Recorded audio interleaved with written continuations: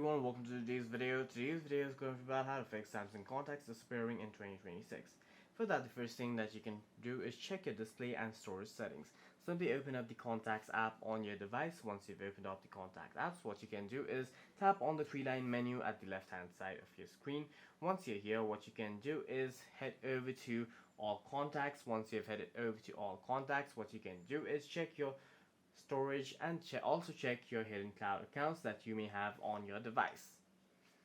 The other thing that you must do is fix your account sync settings. For that, what you'll have to do is head over to your quick settings and then head over to settings on your device. What you'll have to do from here is search for